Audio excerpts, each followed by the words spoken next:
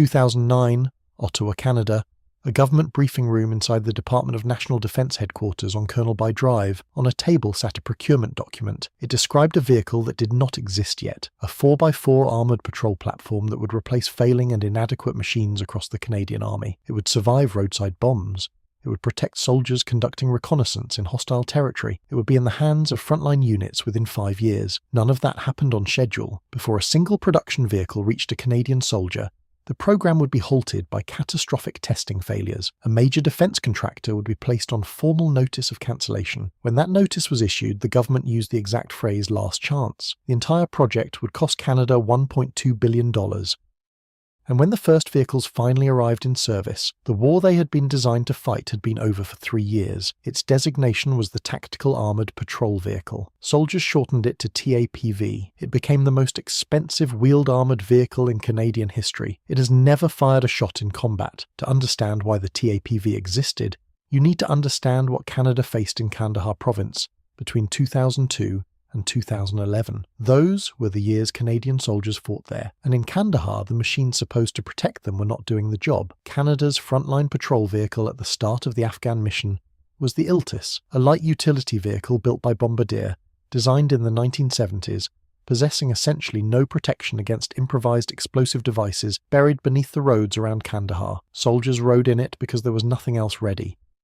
Some of them died in it for exactly the same reason. The Canadian government responded with emergency purchases. First came the Mercedes-Benz G-Wagon, a lightly armoured utility vehicle that improved on the Iltis, but remained dangerously vulnerable to the heavier charges Taliban bomb makers were using. Then came the RG-31 Nyala, a South African-designed mine-resistant ambush-protected vehicle of roughly 10 tons that genuinely saved lives. Its V-shaped hull deflected blast energy outward. Its ballistic protection was real. Soldiers trusted it.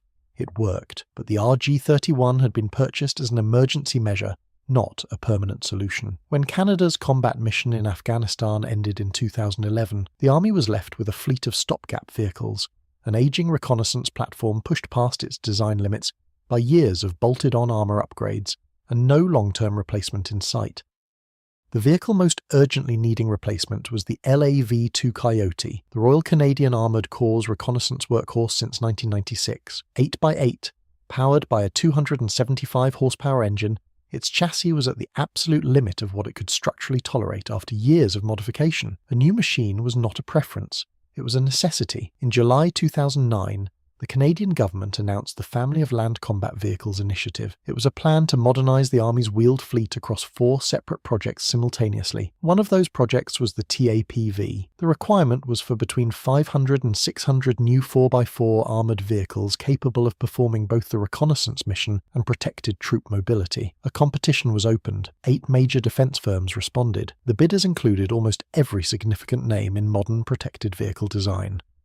Oshkosh Defence teamed with General Dynamics Land Systems Canada to offer a version of the MATV, the mine-resistant ambush-protected all-terrain vehicle, already in mass production and already saving American lives in Afghanistan. BAE Systems entered 3 separate vehicles. Thales offered the Australian Bushmaster, already combat-proven with Australian, Dutch and British forces in multiple theatres. Krauss-Maffei Wegmann of Germany entered the Dingo II. Nexter of France offered the Aravis. Force Protection offered an updated Cougar variant, and an American company named Textron Marine and Land Systems entered a heavily reworked derivative of a vehicle already serving as an armoured security vehicle with the United States Military Police. On June 7, 2012, the Canadian government announced the winner, Textron.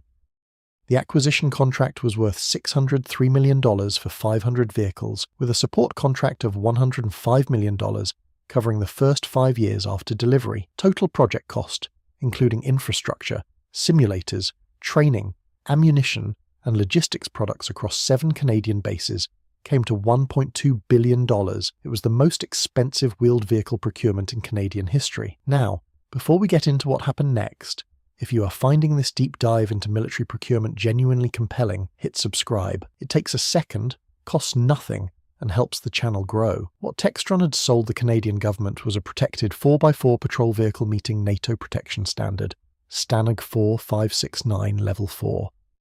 Under that standard, Level 4 means the vehicle defeats 14.5mm armour-piercing rounds at 200 metres and survives the detonation of 10 kilograms of TNT equivalent placed directly under the hull or under any wheel. To achieve that level of protection on a 4x4 chassis, Textron added substantial composite armour packages. Those packages added enormous weight. At combat weight, the TAPV came in at approximately 18 tons. It was 6.8 metres long and stood over 3 metres tall with its remote weapon station fitted, making it the tallest vehicle in the Canadian combat fleet. A Cummins 6-cylinder turbo diesel producing 365 horsepower and over 1,100 foot-pounds of torque drove all four wheels through a fully independent suspension. Large format Michelin tyres with run-flat inserts and a central tyre inflation system allowed drivers to adjust wheel pressure on the move.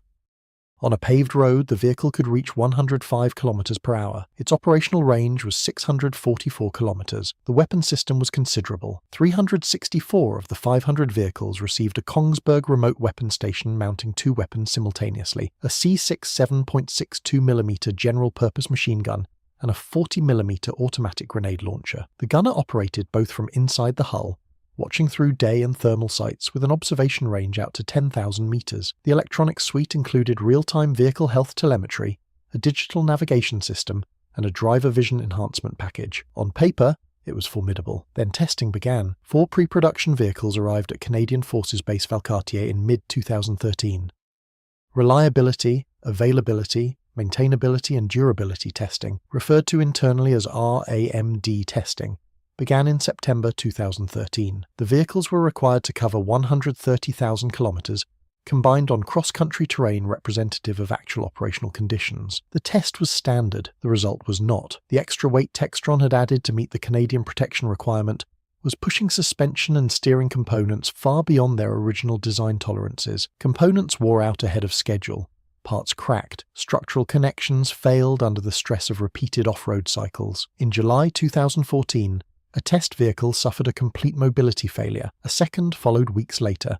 A third failed in August.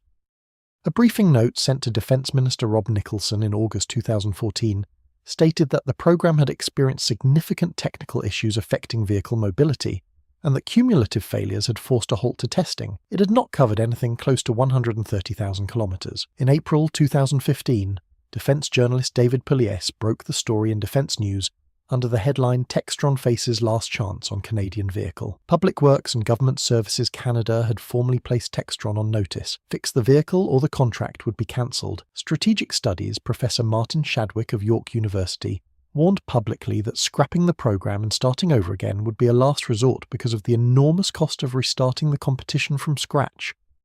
Joyce Murray, then the Liberal defence critic in Parliament, said the problems could be blamed on poor government management and that the government could not seem to get it right. Textron's senior land vehicles executive Mike Gelpie admitted the failure plainly. His company had assumed the suspension would be adequate under the additional weight. It was not. Rather than patching individual components, Textron undertook a complete re-engineering of the suspension and steering systems from scratch. A second RAMD test began in April 2016 at the Nevada Automotive Test Center. 8 vehicles covered the required 130,000 kilometers combined, running 6 days a week, day and night, over 3 months. This time, Gelpie reported that the vehicles had exceeded contract requirements. The program office confirmed the result. Full-rate production was authorized.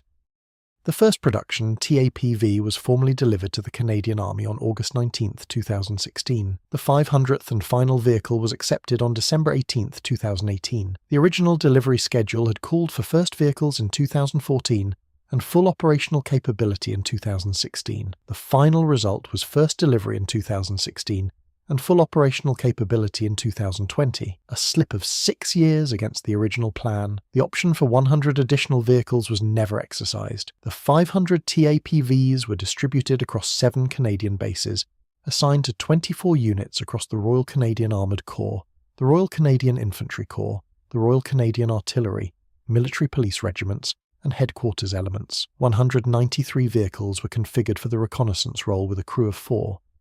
307 were configured as general utility variants capable of carrying up to 7 dismounted soldiers. Initial operational capability was declared in August 2017. The vehicle's first operational deployment was not to a desert, it was not to a jungle, it was not to any of the environments that had generated the original requirement, it was to flooded suburbs in Quebec. In May 2017, rising floodwaters struck communities across the province, including Laval, Rigaud, Gatineau, Oka and Shawinigan. The Canadian Army deployed on Operation Lentus, its domestic disaster response mission. Units of the Royal 22nd Regiment drove the newly delivered TAPVs into submerged streets. The boat-shaped hulls waded through metre-high water for hours at a stretch. It was the first time most Canadians had ever seen the vehicle that had cost them $1.2 billion.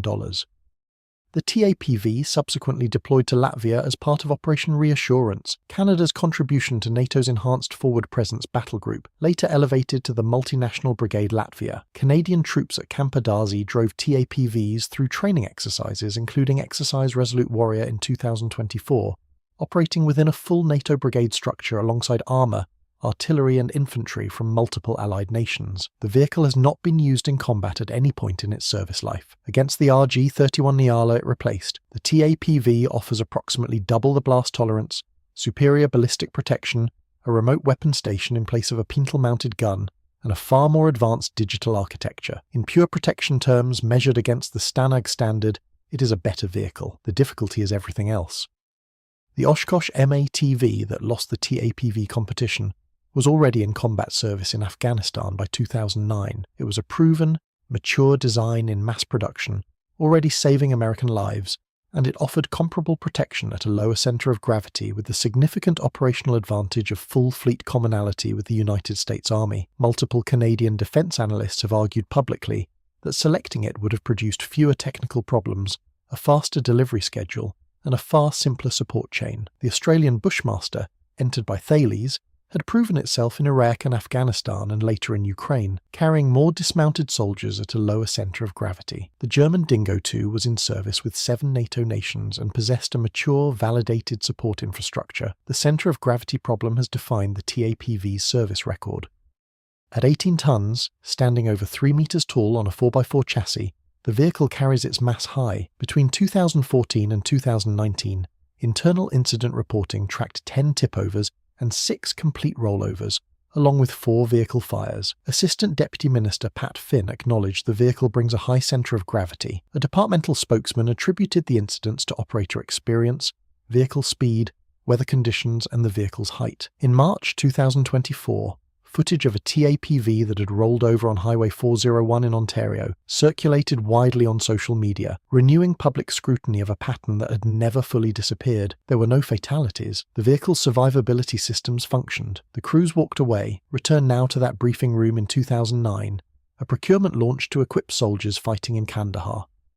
A vehicle designed to stop roadside bombs on Afghan roads. A contract awarded to a company whose design failed so thoroughly that the government placed it on formal notice of cancellation. A fleet that arrived in service 3 years after the war it was built for had ended. The TAPV is not light. It is not air-portable by helicopter, its weight exceeding the Chinook's slung load limit by a margin that makes the question academic. It has no combat record. The 100 vehicle option was never exercised. Its replacement is already being discussed inside Canadian Army modernisation planning documents, with the next generation of cavalry vehicles expected to include optionally crewed systems the TAPV has no capacity to become, and yet the vehicles are there, in Latvia, holding their position within a NATO brigade facing east, in training fields across 7 provinces, accumulating the crew hours that turn a controversial procurement into a functioning institutional capability.